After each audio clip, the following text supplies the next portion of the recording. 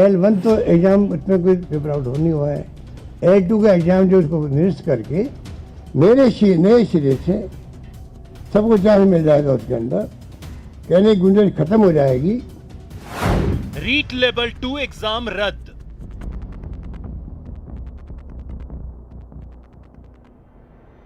L1 तो exam उसमें कोई पेपर आउट नहीं हुआ है। L2 का एग्जाम जो उसको निरस्त करके नए सिरे से सबको चांस मिल जाएगा, उसके अंदर कहने की गुंजाइश खत्म हो जाएगी।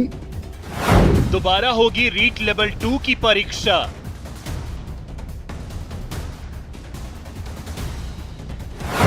लेवल 1 की परीक्षा निरस्त नहीं होगी।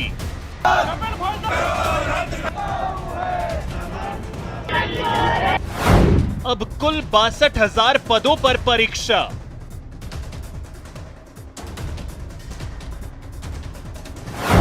सीएम बोले, परीक्षा रद्द करके खुश नहीं हूं। हमको इससे खुश नहीं है, इस फैसले से। इनकी हरकतों से तंग आकर के हम देखते हैं कि बच्चों का भविष्य खराब क्यों हो। लाखों बच्चे होते हैं, परिवार होते हैं उनके। अब 2 चरणों में होगी परीक्षा।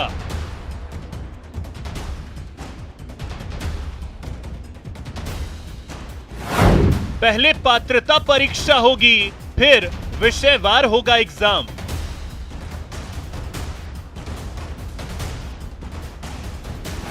रीट परीक्षा वही, चुनौती नहीं। नमस्कार, बहुत स्वागत है आपका। प्राइम डिबेट देख रहे हैं आप, आपके साथ में जेपी शर्मा। इस खबर से उन परीक्षार्थियों ने राहत की सांस ली है जिनके मन में परीक्षा को लेकर कई तरह के अंदेशे थे, जो ये मानकर चल रहे थे कि परीक्षा ईमानदारी से होती तो उनको नौकरी मिलना तय था। लेकिन हाथ में आई कामयाबी के फिसलने से दुखी होने वालों की शिकायत भी जायज़ है। हालांकि सरकार ने बेहतर रास्ता निकालने की कोशिश की है कि इस परीक्षा को क्वालिफाइंग परीक्षा माना जाएगा और जो डिजर्व करने वाले हैं उनकी मेहनत बेकार नहीं जाएगी। मामले पर हुई सियासत शांत होने के बजाय और भड़क गई है। विपक्ष कह रहा है कि गड़बड़ थी, इसलिए परीक्षा रद्द करनी पड़ी। सीबीआई जांच की मांग अभी भी अपनी जगह कायम है।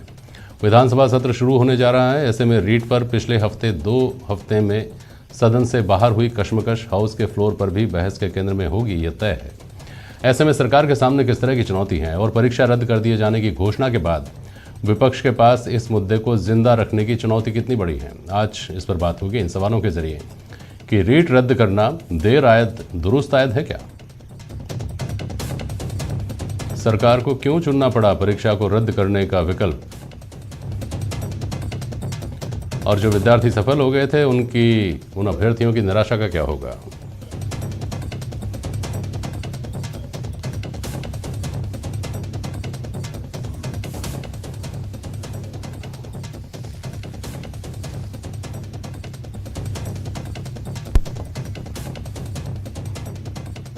पूर्व मंत्री और भाजपा विधायक अनीता बघेल हमारे साथ जुड़ रही हैं। आर तिवारी जी हैं कांग्रेस के प्रवक्ता, अवधेश आकोदिया साहब हैं वरिष्ठ पत्रकार, और मुकेश मीणा हैं जो छात्रों की नुमाइंदगी इस बहस में कर रहे हैं। बहुत स्वागत है आप सभी का। अनीता जी, अब तो खुश होंगी आप। अनीता बघेल जी। शर्मा जी, खुश होने वाला विषय नहीं है।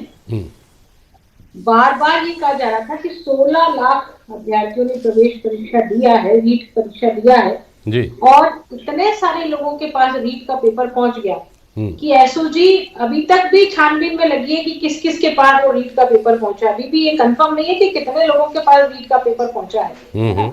ऐसी स्थिति में वो बच्चे जो कड़ी मेहनत करने के बावजूद भी इस पासिंग मार्क्स नहीं ला पाए, उनके तो समाधान हुआ ही है कि भाई वो बच्चे अब अभी बहुत सारी चीजें खुलनी बाकी है, क्योंकि अभी भी जांच चल रही है। तो अभी भी जांच चल रही है, इसलिए रीट की परीक्षा का रद्द करने से खुशी और गम की बात नहीं है, पर उन परीक्षार्थियों के बारे में बात की जानी चाहिए जिन्होंने ये परीक्षा बहुत मेहनत से, बहुत पढ़ने के बाद में और बहुत कठिन परिश्रम करने के बाद में दी थी, लेकिन उनके सबके जो सपनों पर पानी फेरने का काम इस सरकार के द्वारा हुआ, जो इन्होंने ठीक प्रकार से पेपर नहीं कराया। अन्यथा रद्द होने का प्रश्न नहीं था। यदि ठीक प्रकार से परीक्षा करा लेते, सरकार की जिम्मेदारी थी ना ये, सरकार ने ऐसा क्यों नहीं किया? नहीं, उसको तो आप नाकामी को बार बार सरकार को याद दिलाए देंगे ही दिलाएंगे, लेकिन पिछले कुछ दिनों से जो मांग चल रही थी उसमें से आपको लगता है कि एक बड़ी सीढ़ी पार कर ली गई है? देखिए जेपी शर्मा जी, आपने खुद ने कहा कि विधानसभा चलने वाली है, कुछ लोग अलग अलग रिट याचिकाएं लगा करके कोर्टों में जा चुके हैं, है ना। ऐसी स्थिति में सरकार को बचाने के लिए, सरकार को बचने के लिए ये कदम उठाना पड़ा। नहीं तो हम बार बार कह रहे थे, इन्होंने रिटायर्ड जज की कमेटी बनाई थी ना, ये कहा था कि कमेटी की रिपोर्ट आने के बाद में हम फैसला लेंगे, लेकिन कमेटी की रिपोर्ट तो 15 मार्च तक आनी है। फिर पहले ही फैसला लिया तो ये दबाव था, तभी तो फैसला लिया, नहीं तो दबाव नहीं होता तो फैसला ही नहीं लेते ये। बहुत सारे इनके राजनीतिक लोग, राजनीतिक आका इसमें इन्वॉल्व है। ठीक, बोले तिवारी जी। जेपी साहब, ये भारतीय जनता पार्टी वाले राजस्थान के नौजवानों के साथ में दुराचार करने वाली पार्टी है। अच्छा। ये अनीता बघेल जी खुद मंत्री रही हैं वसुंधरा राजे जी के जमाने में। मैं पूछना चाहता हूं अनीता बहन, ये तो बताओ, वसुंधरा राजे जी के जमाने में जो परीक्षाएं हुई उनको रद्द करना पड़ा था या नहीं पड़ा था? अरे आपने तो एक भी अपराधी को पकड़ा नहीं। जननायक अशोक गहलोत की कांग्रेस सरकार ने लोगों को रोजगार देने का एक संकल्प ले रखा है। अशोक गहलोत बाबा नहीं है जैसे देश के प्रधानमंत्री और यूपी के मुख्यमंत्री हैं, वो माँ है, वो पिता है, उनके पोती भी है, वो बेटे बेटियों के समान राजस्थान के नौजवानों को प्यार करते हैं। 26 लाख लोगों को इतिहास में पहली बार परीक्षा देने के लिए निःशुल्क हमने यात्रा करवाई। भामाशाहों के माध्यम से उनको ठहरने का इंतजाम किया, उनका भोजन का इंतजाम किया, ताकि राजस्थान का बेरोजगार रोजगार लेकर के अपने माँ बाप की सेवा करे, राज्य की सेवा करे। एसओजी लगातार काम कर रही है। आप पहले एसओजी पर आरोप लगाते थे कि एसओजी काम नहीं कर रही है। हमने एसओजी के माध्यम से बड़े बड़े खुलासा किए, और जब पता लगा जालोर, सिरोही जैसे दूसरे जिलों में भी ये पेपर बिक गया, मैं फिर कह रहा हूं लीक नहीं हुआ था, ये पेपर बिका, बेईमान लोगों ने पेपर खरीदा। एसओजी एक एक अभ्यर्थी के घर जाएगी, उनके परिवार वालों को भी चिन्हित करेगी। क्या बात कर रहे हैं? जननायक अशोक गहलोत ने फिर पेपर लीक नहीं हुआ, बिक गया था। क्या मतलब हुआ इस बात का? बिना लीक हुए कैसे बिक गया था? जेपी साहब, पेपर लीक नहीं हुआ तो बिक कैसे गया? उसका सजा हमने जारोनी को बर्खास्त। अरे सजा बाद की बात है, सजा बाद की बात है। आप कह रहे हैं लीक ही नहीं हुआ था। जिस बात को एसओजी ने आधिकारिक तौर पर कहा है कि पेपर लीक हुआ, कहां से हुआ यह भी बताया, आप कह रहे हैं लीक नहीं हुआ था, बिक गया था।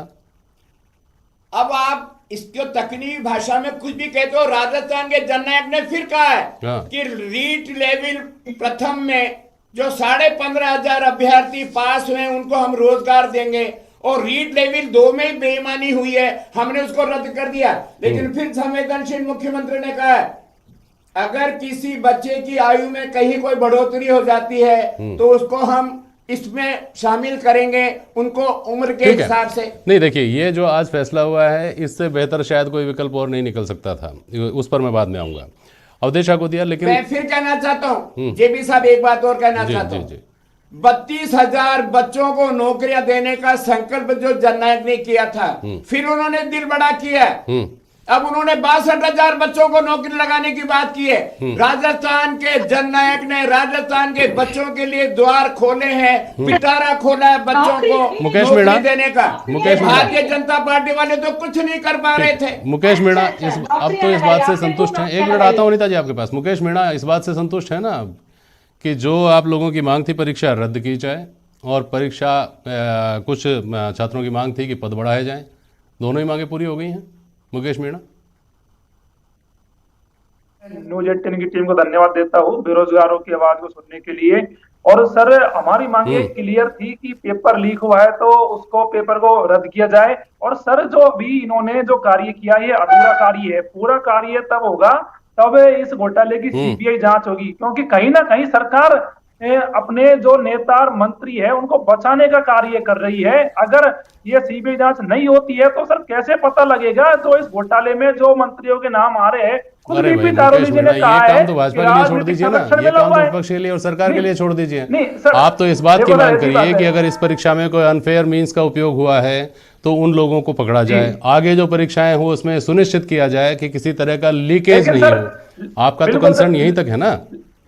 लेकिन सर बात आप मेरी सुनिए, अगर वो जो नेता मंत्री जो लोग शामिल है, अगर आने वाले समय में जब भी एग्जामें होंगी तो वो दोबारा ये कांड करेंगे, दोबारा पेपर लीक करेंगे। हमारी ये भी मांग है कि सरकार अभी 9 फरवरी को व्यास कमेटी की रिपोर्ट 15 मार्च से पहले आ जाएगी और मुख्यमंत्री जी ने वादा किया बच्चों से इस विधानसभा सत्र में कड़े से कड़े कानून वाला विधेयक लाएंगे ताकि आइंदा से ऐसे पेपर लीक करने वाले समाज में बैठे ऐसे लोग जो बच्चों के भविष्य के साथ खिलवाड़ करते हैं, जिसमें विपक्ष के नेता भी शामिल हैं। आज जननायक अशोक गहलोत ने कहा, बताओ तो सही भारतीय जनता पार्टी के तार इनके कैसे जुड़े हुए हैं।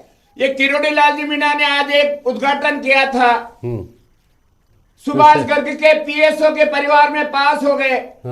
आज उन्होंने प्रेस रिलीज करके कहा ये तो फेल हो गया। ये कहां से लाते हैं भाई साहब? सारे विसल ब्लोअर है ना, सुनिए मेरा सारे विसल इस बात से तिवारी जी दुनिया के सारे विसल ब्लोअर जो किसी मामले को कानून नहीं बनाएंगे तो पेपर लीक होते सबके रहेंगे। ऊपर ये सवाल खड़ा होता है कि आपके पास कहां से जानकारी आ गई, आप खुद ही तो मिले हुए नहीं है कहीं। ये सवाल तो सबके ऊपर आ जाता है ना, सारे विसल ब्लोअर्स के ऊपर आ जाता है। लेकिन अवधेशा को दिया, सरकार कह रही है कि ये फैसला करके हम खुश नहीं हैं, अनीता बघेल कह रही है हम खुश नहीं हैं, मनोज मीणा कह रहे हैं हम खुश नहीं हैं, फिर ये फैसला किस मतलब का है? बिल्कुल जेपी जी, देखिए ये जो पूरी परिस्थिति बनी, इससे ना तो सरकार, क्योंकि इतनी बड़ी एक परीक्षा हुई और अल्टीमेटली सरकार ने इस पर मोहर लगा दी कि परीक्षा में पेपर लीक हुआ, गड़बड़ी हुई, इसकी वजह से वो निरस्त हो गया।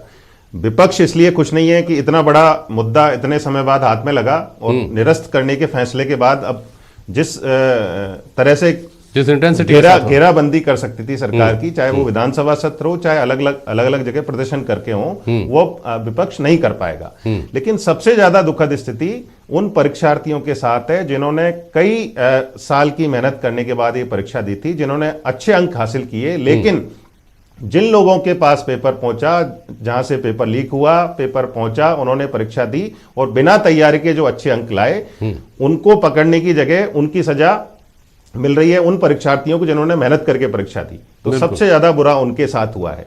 और जब तक ये पूरी की पूरी प्रक्रिया है वो दुरुस्त नहीं होगी, जब तक पेपर आउट होते रहेंगे, जब तक नकल गिरोह सक्रिय रहेंगे, इस तरह की चीजें बंद होने वाली नहीं है। चाहे सरकार किसी की भी रही हो, पिछला आप 15 साल का इतिहास उठा के देख लीजिए, दोनों दलों की सरकारों में पेपर आउट हुए हैं। सही है। इन नकल गिरोहों को पकड़ने का जब तक पुख्ता इंतजाम नहीं किया जाएगा, कितनी नकल गिरोह हैं, कौन कौन बड़े लोग उनको चलाते हैं, इनके बारे में सब जानते हैं लोग, तो उनको आप पकड़िए और आगे एग्जाम कराइए। उसमें इस तरह की शिकायत किसी को नहीं रहे कि एक भी अभ्यर्थी बिना तैयारी के उसमें सेलेक्ट हुआ है। ठीक है मनोज मीणा, जिन लोगों की बात अवधेशा कोदिया ने उठाई कि वो लोग जो सेलेक्ट हो गए थे और उनको फिर परीक्षा से गुजरना पड़ेगा, और इस बात की कोई गारंटी नहीं होती कि किसी व्यक्ति ने एक बार किसी परीक्षा को पास कर लिया है तो थोड़े दिन बाद वो फिर उस परीक्षा को पास कर ही लेगा। बहुत उदाहरण है ऐसे, आरएसपी पास कर लिया, मेंस पास कर लिया, एक बार कर लिया, दूसरी बार में रह गए। ऐसे दुनिया भर के फैक्टर्स होते हैं, आदमी के परिवार की परिस्थितियां होती हैं, आर्थिक परिस्थितियां होती हैं, बहुत सारी लिमिटेशंस होती हैं उसकी। उन लोगों के बारे में आप लोग क्या सोचते हैं जो परीक्षा रद्द कराना चाहते थे? बहुत संक्षेप में बोलिएगा। बिल्कुल सर, मैं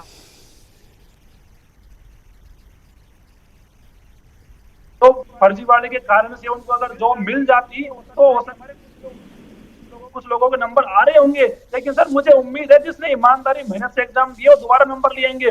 लेकिन जो गलत तरीके से नौकरी लगते हैं, कहीं ना कहीं वो आगे जाकर समाज को नुकसान पहुंचाते हैं और पूरा सिस्टम को खराब करते हैं। तो कहीं ना कहीं जिन्होंने पेपर लिया था उनका बाहर होना बहुत जरूरी था। और हमारी ये भी मांग है कि ये एग्जाम जब कराई जाए, जिन लोगों ने अनफेयर तरीके से एग्जाम में सफलता हासिल की उनके बारे में आप बिल्कुल ठीक कर रहे हैं, लेकिन उन लोगों की चिंता भी आप लोगों के मन में कहीं ना कहीं कंसर्न होगा जिन लोगों ने मेहनत से और ईमानदारी से परीक्षा पास की थी। खैर अनीता बघेल जी, आपको अनीता जी आपको आवाज आ रही है ना? हाँ आ रही है। हाँ, तो जो बात कही अभी अवधेशी ने भी कही और एक सामान्य धारणा भी आज ये बनी कि आप लोग लगातार चूंकि विरोध कर रहे थे, विधानसभा का सत्र आ रहा है, अब आपके वार में वो धार नहीं रहेगी परीक्षा जब रद्द कर दी गई है तो। चूंकि सीबीआई जांच की अगर आप बात करते हैं तो सीबीआई जांच में आकर यहाँ क्लीन चिट तो मिलनी नहीं थी, लोगों को सवाल कटघरे में खड़ा होना ही होना था, इस परीक्षा पर सवाल उठने थे और इस परीक्षा को अंततोगत्वा रद्द होना था। इसके अलावा तो कुछ हासिल नहीं होना था ना सीबीआई जांच से, वो हो ही रहा है, तो फिर फर्क कोई आता नहीं है। इसलिए आप लोगों का वार जो है उसकी धार कम हो गई है, ऐसा कह रहे हैं। अनीता जी। शर्मा जी ऐसा नहीं है, देखिए मैं आपको बताती हूँ, ये हम लोगों का मुद्दा है, ऐसा नहीं है, ये जनता का मुद्दा है। हाँ। और प्रतिपक्ष की भूमिका निभाते हुए जनता के मुद्दे उठाना एक प्रतिपक्ष की भूमिका वाले दल के लिए एक नैतिक दायित्व बनता है जी। और वही हमने जनता की आवाज को ही उठाया है, अभ्यर्थियों की आवाज को ही उठाया है। हाँ। और दूसरा है, मुद्दे का में धार नहीं है, तो मैं आपको बताती हूँ कि मुद्दे में धार बरकरार है, क्योंकि कांग्रेस के मंत्री लोग इसमें शामिल है।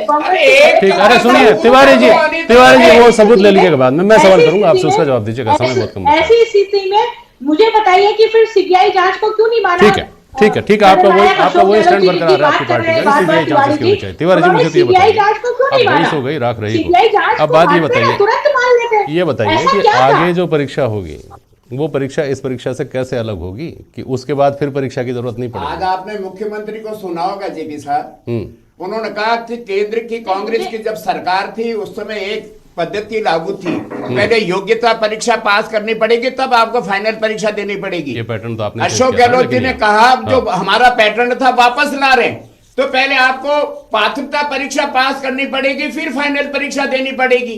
अरे हमने तो पद बढ़ाए, अरे हमने जी तो मैं तो बात रोजगार ये कर देने रहा की फिर हूँ, पिटारा मौलिक खोला। प्रश्न मेरा ये है तिवारी जी, जिसका जवाब दे सकते हैं तो दीजिएगा, बहुत संक्षेप में, समय चूंकि बहुत कम बचा हुआ है, कि जिस तरह से हम बार बार बात कर रहे हैं कानून कड़ा करने की, सरकार में आप हैं तो सरकार कानून आप कड़ा करेंगे, लेकिन हत्या बलात्कार को भी कानून नहीं रोक पाते हैं, जो कि अनप्लैंड होता है, जिसका पता नहीं होता कि कहाँ हो जाएगा। यहाँ पता है परीक्षा होगी, उसके बावजूद कानून पहले से बने हुए हैं, कानून की सख्ती इसको रोक लेगी क्या, या सिस्टम में पैटर्न में चेंज करना पड़ेगा? साहब ये देशव्यापी समस्या है, बिहार, यूपी, झारखंड, मध्य प्रदेश, हरियाणा, दिल्ली, महाराष्ट्र, पूरे देश के अंदर ये परीक्षा माफिया, राजस्थान में भी वो परीक्षा माफिया प्रवेश कर गए।